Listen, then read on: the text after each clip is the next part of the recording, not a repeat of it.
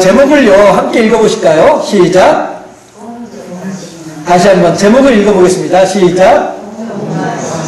공적과 신앙, 이렇게 제목을 정해보았어요. 공적이 뭐냐 하는 거죠. 예, 공적이라고 하는 말은 한자어로 이렇게 써요. 예.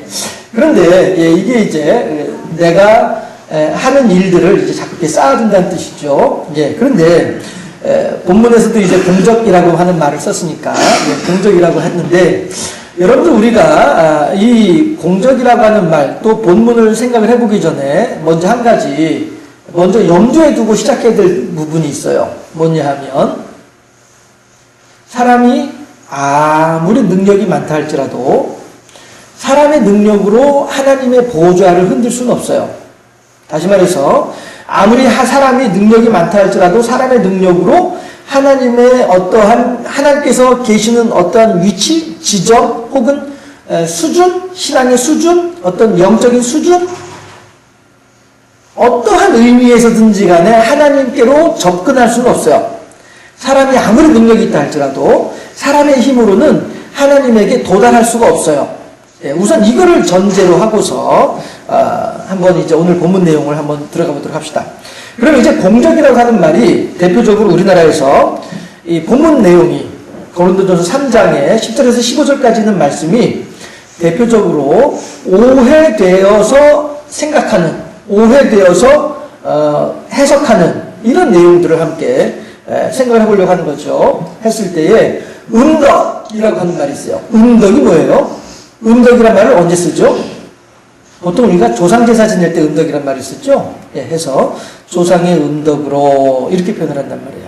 우리가 오늘도 올해도 이렇게 풍성하게 됐습니다. 조상의 음덕으로 우리가 올 한 해도 행복하고 평안하기를 바랍니다. 이렇게 조상제사 지낼 때 우리나라에서 음덕이란 말을 많이 썼었어요. 그런데 이 공적이라고 하는 말을 제가 여러분들한테 생각을 하면서 잘못 이해하고 잘못 해석하고 하는 부분에서 음덕이라고 하는 말을 먼저 내놓은 이유가 뭐냐 하면요, 우리들은 이렇게 생각하는 경우들이 있단 말이에요.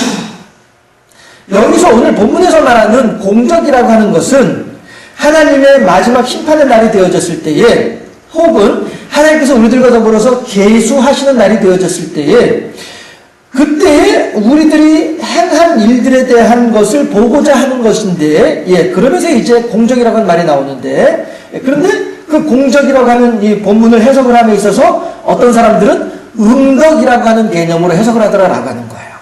해서 내가 이만큼 해놓으면, 그러면 내 후손들이 잘 되겠거니, 이거죠. 내가 이만큼 해놓으면 내 자식이 잘 되겠거니, 이러한 생각들을 가지고서 이 공적이라고 하는 말을 받아들이는 경향들이 있더라라고 하는 거예요. 하나님께서는요, 각자에게 은혜 주실 만한 자에게 은혜를 주시고 징벌하실 만한 자에게 징벌하시는 것이지요. 예, 조상의 음덕에 의하여서 자손들이 하나님과의 관계가 어떻게 달라지는 것은 없습니다. 이것은 절대 성경적인 신앙의 관이 아니에요. 해서 성경에도 나오는 옛 속담이 있어요. 그 나라 사람들이 사용하던 속담인데요, 구약시대에 이 사람들이 사용하던 속담이 어떤 것이 있냐면, 조상이 신 포도를 먹었음으로 인하여 내 이가 시다라고 말하지 말아라, 이런 말이 있어요.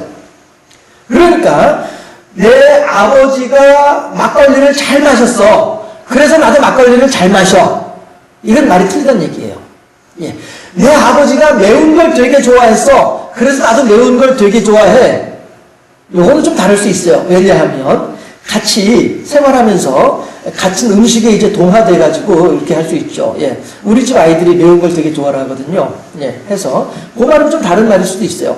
하지만 조상의 어떠한 영향으로 인하여서 오늘 내가 이러하다라고 하는 말은 근본적으로는 틀린 말이다라고 하는 거예요. 특히나 신앙에 있어서만큼은. 생활 습관에 있어서는 그럴 수 있어요. 예. 생활 습관에 따라서는 그렇게 달라질 수 있어요. 하지만 적어도 영적인 하나님과의 관계에 있어서만큼은 내 할아버지의 영향을 받고, 내 증조 할아버지의 영향을 받고, 이런 거. 내 아버지로부터는 어느 정도 영향을 받을 수 있을지 몰라도, 그럼에도 불구하고 적어도 영적인 관계에 있어서만큼은 철저하게 단독자라고 하는 거예요. 해서, 제가 알고 있는 어느 분이 그런 말씀을 하신 경우가 있었어요. 우리 아들은 나중에 목회 잘할 거야. 이렇게 말씀을 하시더라고요. 그런데 제가 물어봤어요. 왜 이렇게 생각을 하세요? 라고 했어요. 그랬더니, 아이고, 목사님이나 나나 당대신앙이야. 그런데 우리 아들은 모태신앙이잖아. 그러니까 엄마 아버지가 닦아놓은 기도의 터가 있으니까 우리 아들은 목회 잘할 거야. 이렇게 엄마 아버지는 너무 힘들었어. 그런데 우리 아들은 목회 잘할 거야. 이렇게 말씀하시는 분이 계셨었어요. 그런데 그 부분은 반은 맞고 반은 틀리는 말이라고 생각을 해요. 그 당시에 어렸을 때 들을 때에는 그래요 사모님 맞아요. 예, 참 잘할 거예요. 이렇게 이제 동의를 했었었는데 지금 가만히 오늘 본문과 더불어서 같이 생각을 해보면 반은 맞고 반은 틀려요. 왜 반은 맞다고 하느냐면은 어머니 아버지가 신앙생활을 하고 어머니 아버지가 어떻게 하나님을 섬기고 어떻게 어떤 고난 가운데 역경 가운데 어떻게 기도로 어떤 그런 여러 가지 일들을 극복해냈는지를 보면서 자라난 그 사람은 나중에 자기가 그러한 상황에 처했을 때에도 자기 어머니 아버지가 보여줬던 것처럼 그렇게 할 수 있는 가능성이 그만큼 높죠. 전혀 그런 거에 대해서 모르고 생활하던 사람보다는 그래도 보고 자라난 사람들이 훨씬 더 그런 일에 대해서 대응하기는 쉬워질 수 있죠. 그런 면에서는 맞아요. 어머니 아버지가 목표를 했기 때문에 내 아들도 목표를 하면 잘할 거야 라고 했을 때는요, 어머니 아버지가 하던 거를 보고 배운 게 있으니까 잘할 거야, 이 면에서는 맞아요. 그렇지만 적어도 어머니 아버지가 쌓아놓은 기도의 음덕이 있으니까 그 음덕으로 인하여서 내 아들이 잘 될 거야, 이건 아니란 말이에요. 도리어 그보다는 내가 지금 내 아들을 위해서 하나님께 중보기도 하고 있어. 이렇게 하면 그 중보기도로 인하여서 아들의 마음에 감동이 되어져서 하나님께 더욱더 영광 돌려드리고 헌신하고 하다 보면 좋은 일이 생길 수 있겠죠. 음덕은 절대 아니라는 거예요. 우리들이 어떤 헌금을 해가지고 우리가 어떤 예배를 드려가지고 이것으로 인해서 내 후손들이 뭐 좋아질 것이다 라고 하는 생각은 미신적인 생각이란 말씀이에요.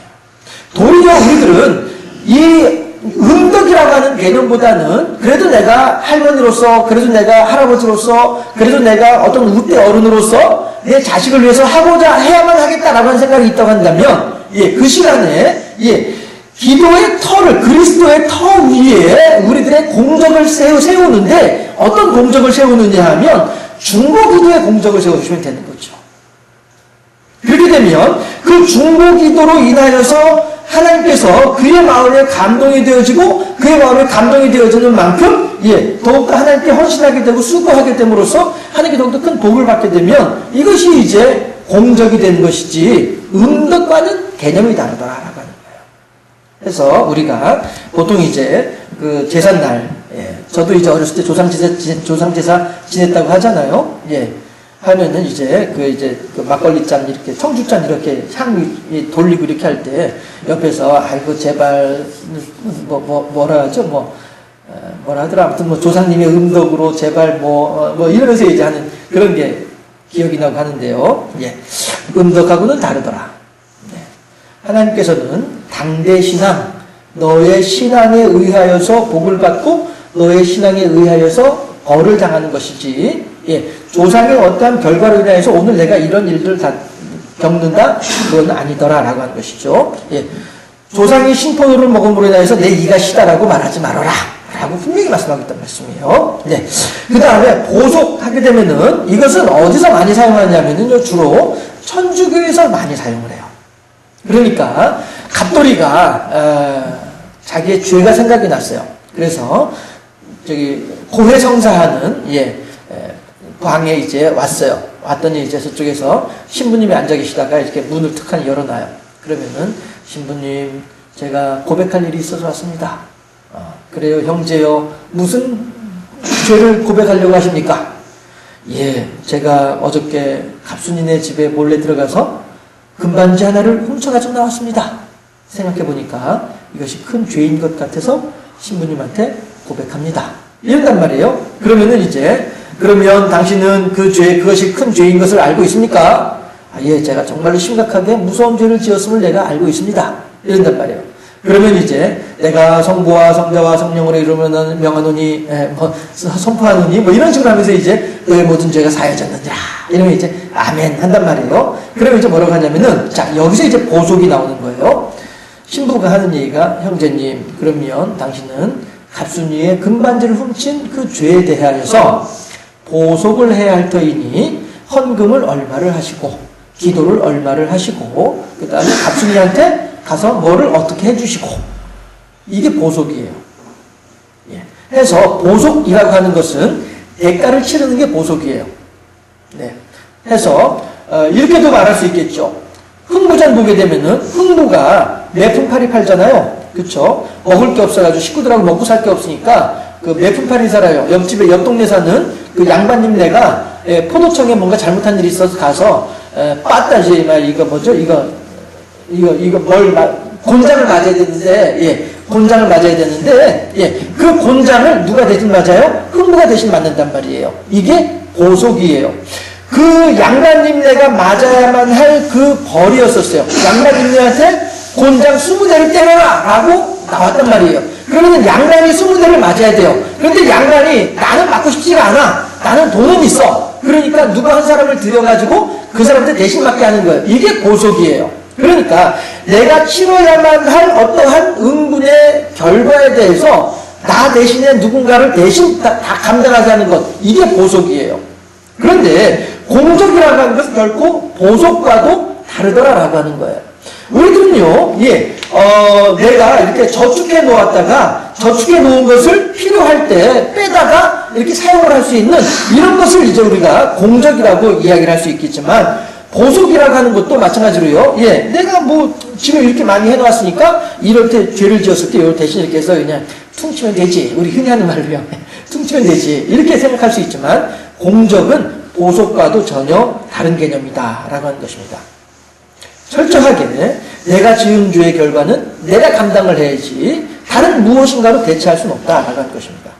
거기에 대해서 하나님께서 우리들에게 주시는 은혜가 계속 이제 우리가 출애굽기 보았습니다만, 이제 레위기 들어가게 되면은 이제 또 이제 그 짐승 제사 지내는 내용들도 나오거든요. 짐승으로 제사 지내는 거. 네.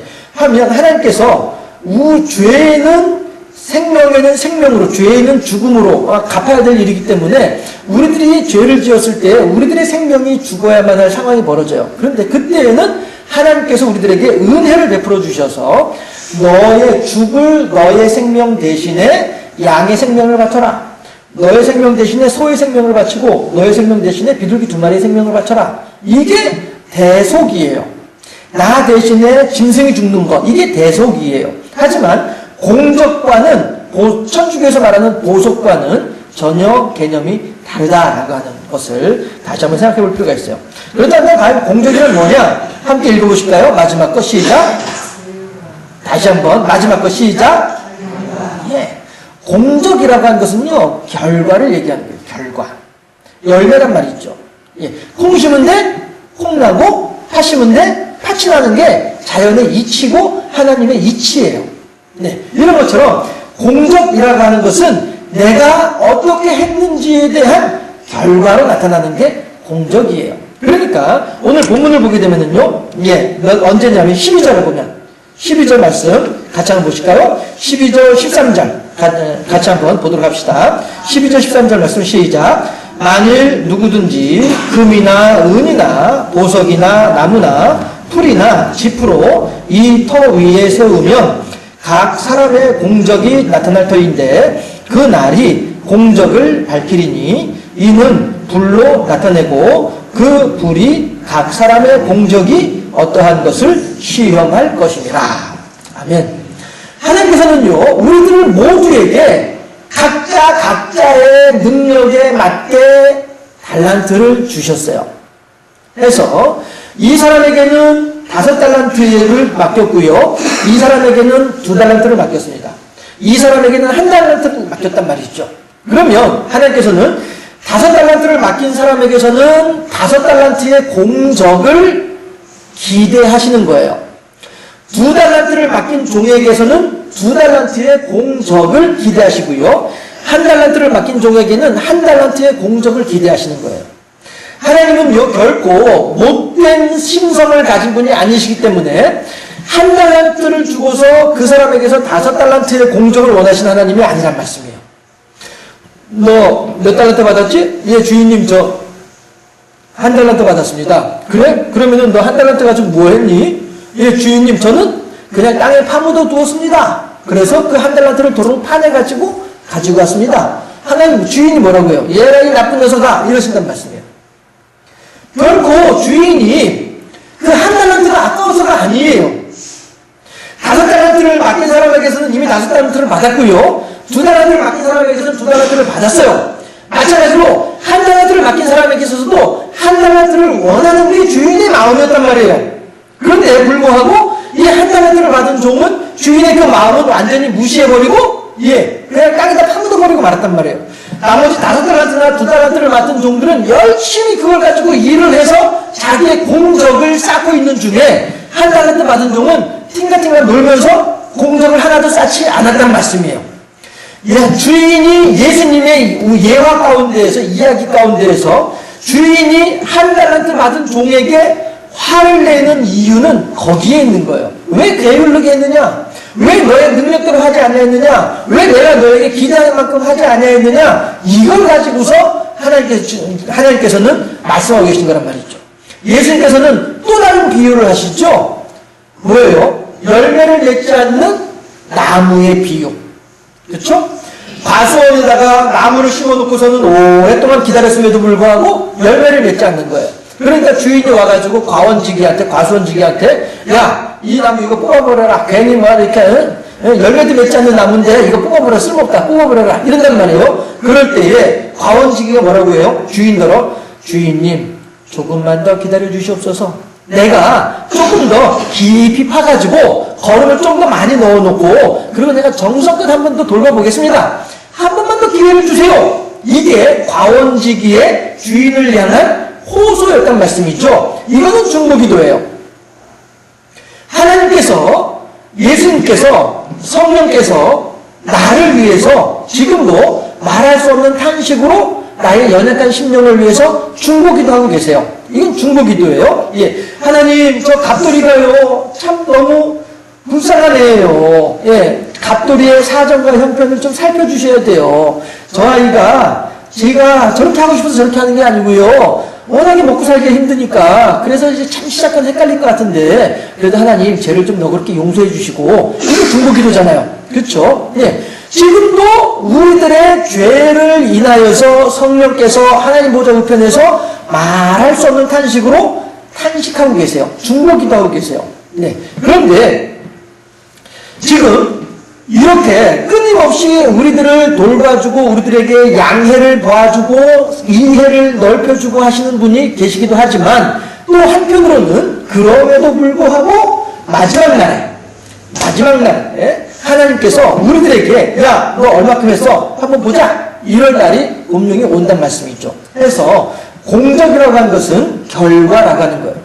그리스도의 터 위에 바울이 하나님의 말씀으로 우리들에게 심어주었는데 우리들이 그 그리스도의 터 위에서 바울에 전하는 하나님의 말씀을 받아서 우리들의 신앙이 잘 세워지게 되면 나중에 불이 오더라도 금과 같은 신앙으로 세워지게 되면 타서 없어지지 않는단 말이에요. 은이나 동조차도 타서 없어지지 않아요. 불이 지나가도.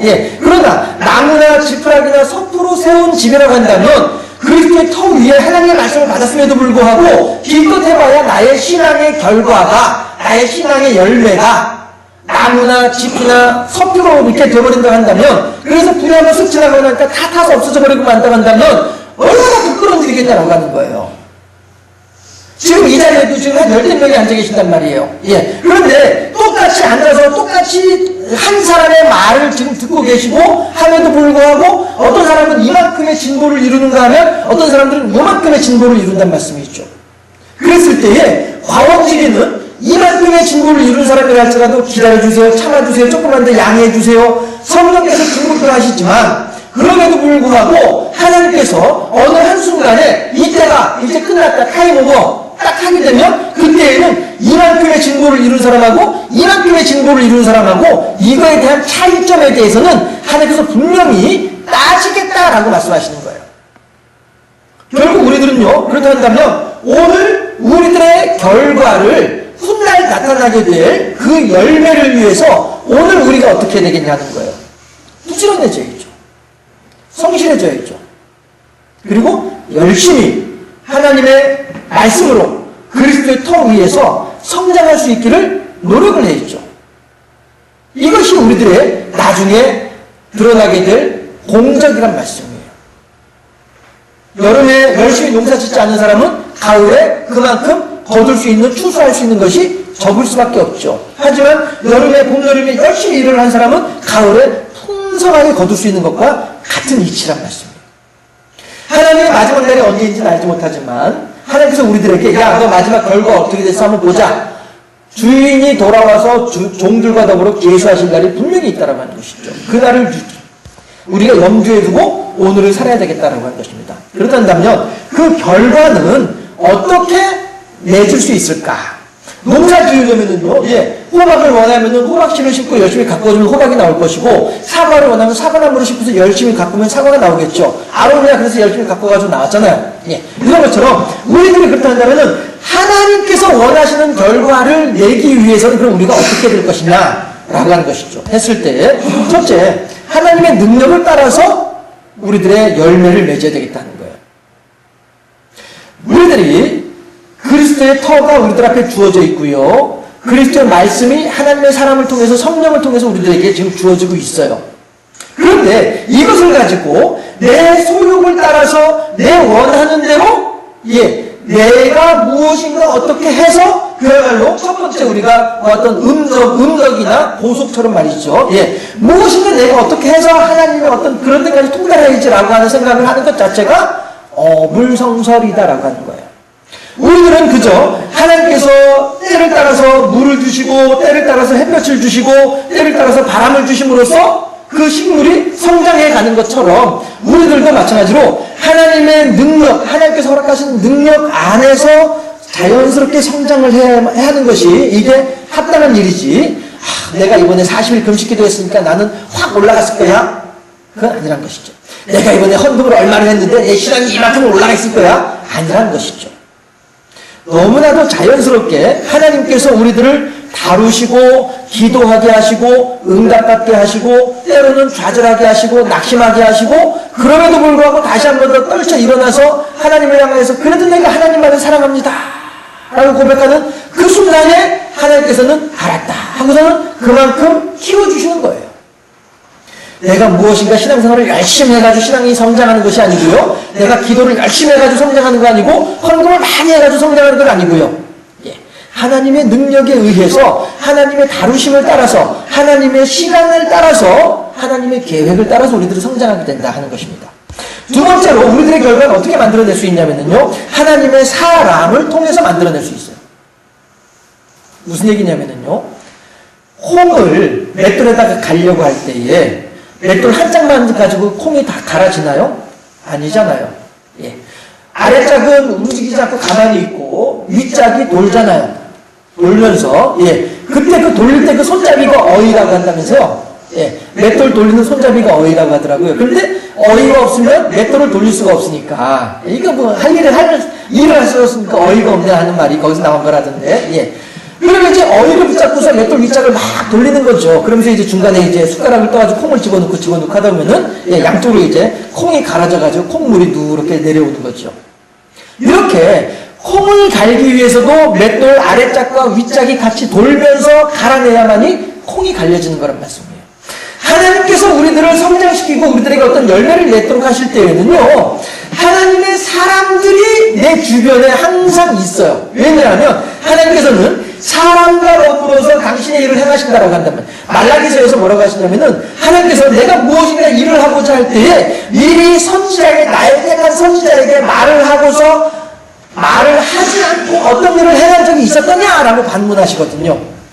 하나님은 항상 당신이 무슨 일을 하실 때에는 항상 택한 종들에게 미리 나 이번에 이렇게 할 거야, 나 이번에 이렇게 할 거야 다 가르쳐 주시고서 그렇게 일을 하신다는 말씀이에요.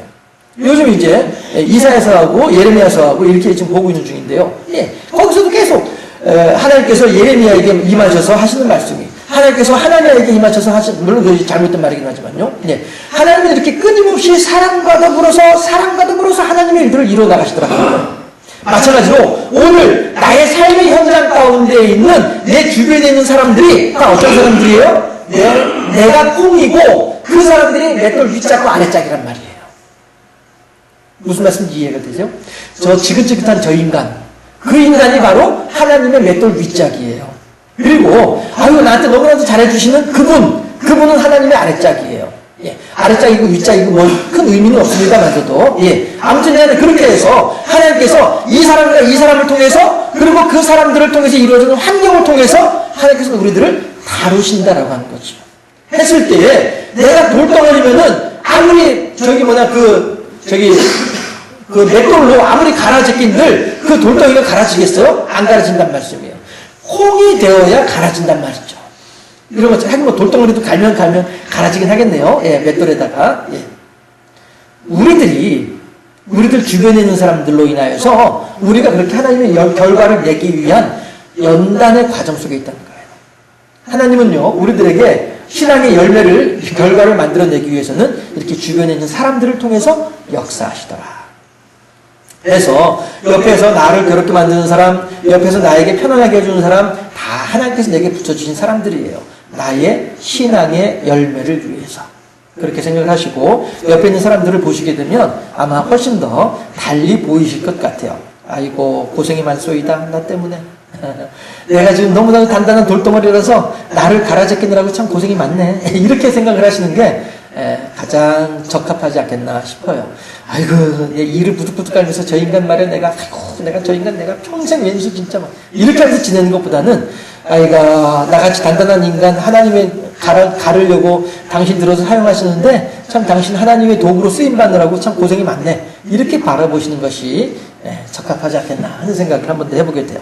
그 다음에 우리들이 신앙의 열매, 나중에 어떤 불이 오더라도 무너지지 않고 타서 없어지지 않는 금과 은과 동과도 같은 그런 견고한 신앙의 열매를 맺기 위해서 필요한 것이 있다고 한다면요, 하나님의 말씀이라고 하는 것이에요.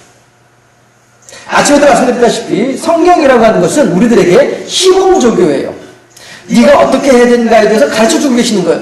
너 요렇게 하면 복받아, 요렇게 하면 혼나, 요걸 가르쳐주시는 게 성경 말씀이라는 말씀이죠. 그래서 하나님의 말씀은요, 성경은 또 다른 말로 하면은 잣대예요. 잣대. 기준이에요. 그래서 이 사람에게는 이렇게 적용되고 저 사람에게 저렇게 적용되는 것이 결코 아니고요. 동양에 있는 사람이든 서양에 있는 사람이든 500년 전에 살던 사람이든 아니면 200년 후에 살게 될 사람이든 모든 사람들에게 동일하게 적용되는 것이 하나님의 말씀이란 말이에요. 그러면 우리들은요, 언제든지 하나님께서 지금 설정해 놓으신 그 기준에 맞게 되면 우리들은 어떤 열매가 맺혀지게 되는 것이고, 그 기준에 맞지 않게 되면 열매를 맺지 못하는 것이죠.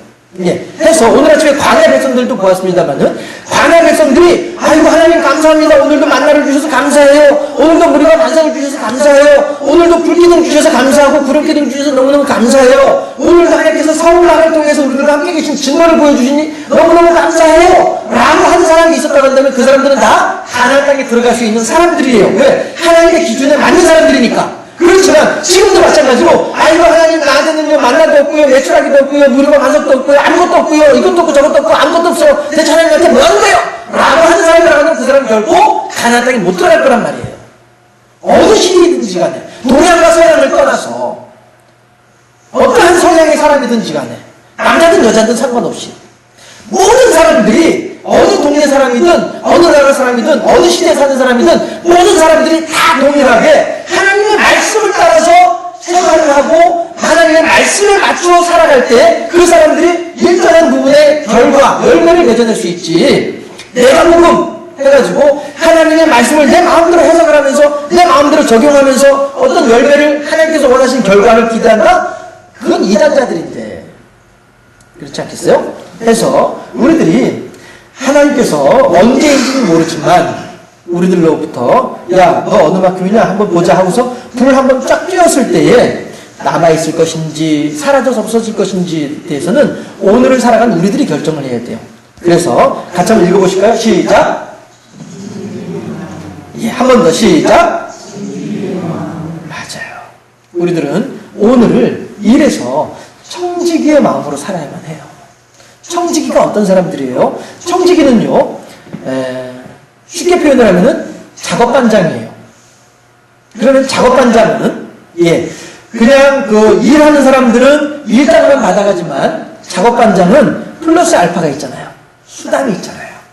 이러니까 작업반장은 주인의 편에 서서 같이 일하는 동료들을 향해서 막 열심히 해, 좀 더 해, 어서 놀고 있어, 얼른 해! 이러는 게 작업반장이잖아요. 그렇죠? 그러니까 때로는 동료들에게는 좀 이렇게 눈총도 받고 손가락질도 당할런지 모르지만 어쨌든 간에 사장에게는 큰 유익이 되는 사람이 청직이란 말씀이에요. 마찬가지로 우리들의 삶을 살아감에 있어서 내 시간들을 살아감에 있어서 청직의 마음으로 살아야 되겠다는 거예요. 아이고 이렇게 세라 될 대로 되라 이래도 흠 저래도 이렇게 살아가는 것이 아니라 하나님의 결과를 지향하면서 그리고 하나님 내가 어떻게든지 하나님을 향해서 내가 지금 5달란트를 받은 종인데 5달란트를 만들겠습니다 라고 하는 이러한 성실한 삶의 자세, 하나님께서 맡겨주신 사역에 대해서 이렇게 성실하게 일하고자 하는 이러한 마음가짐이 우리들에게 필요하다는 거예요. 했을 때 하나님께서는 우리들을 향하여서 뭐라고 말씀하시냐면은 네가 작은 일에 충성하였으니 주인의 즐거움에 참여할지어다. 할렐루야. 우리가 이렇게 오늘을 청지기의 마음으로 살아갈 때에 비로소 하나님으로부터 칭찬을 들을 수 있다는 것이죠. 결국 한 달란트를 땅에 묻어두었던 이 사람은 청지기의 마음이라고 할 수 없는 사람이에요. 도대체 이 사람은 게으르고 악한 종일 수밖에 없는 거예요. 하지만은 5달란트를 받았으니까 주인이 너무 많이 좋아하고 2달란트를 받았으니까 요만큼 좋아하고 이런 것도 아니란 말씀이에요. 주인은요 5달란트를 받은 종이나 2달란트를 받은 종이나 모두에게 똑같이 즐거워하고 똑같이 기뻐하고 똑같이 반가워하는 거예요. 그러나 반해서 예를 들어서 만약에 1달란트 받은 종조차도 1달란트를 열심히 운용을 해가지고 1달란트를 만들어서 2달란트를 주인에게 주었다고 한다면 주인은 모르긴 몰라도 이 종에게도 5달란트를 남긴 종하고 똑같이 아이고 이거 너 너무 잘했다 너 너무 수고했다 이러지 않겠냐 말이에요. 우리가 부모가 되어져가지고 그 마음을 알지 않겠어요? 부모가 돼서 여러 자녀가 있음에도 불구하고 큰아이에게는 이만한 것에 대해서 그래 수고했어 라고 하고 작은아이에게는 이만한 것에 대해서 그래 수고했어 라고 한단 말씀이에요. 왜 그래요?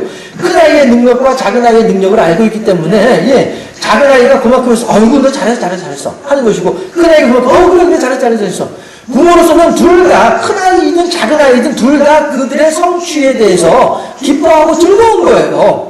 남들이 봤을 때에는 아이고 얘는 이만큼 했고 얘는 요만큼 했는데도 불구하고 저렇게 둘 다 좋다고 해 하나는 택도 아니구만 남들은 그렇게 생각할지 몰라도 부모 입장에서는 잘한 아이는 잘한 아이만큼 기쁘고 못한 아이는 못한 아이만큼 기쁜 거 즐거운 거란 말이에요. 대견하니까 이게 부모의 마음인 것처럼 하나님의 마음도 그렇단 말씀입니다. 우리들이 청지기의 마음으로 오늘을 살 필요가 있다는 거예요.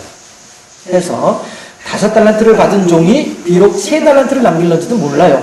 그럼에도 불구하고 그가 청지기의 마음으로 살았다고 한다면 주인은 이미 그의 마음을 알고 있기 때문에 그래 수고했어 잘했어 5달란트를 받았는데 3달란트 남겼어 잘했어 그래 수고했어 하실 분이 하나님이시다는 거죠. 왜? 하나님은 악한 분이 아니니까 욕심쟁이가 아니니까.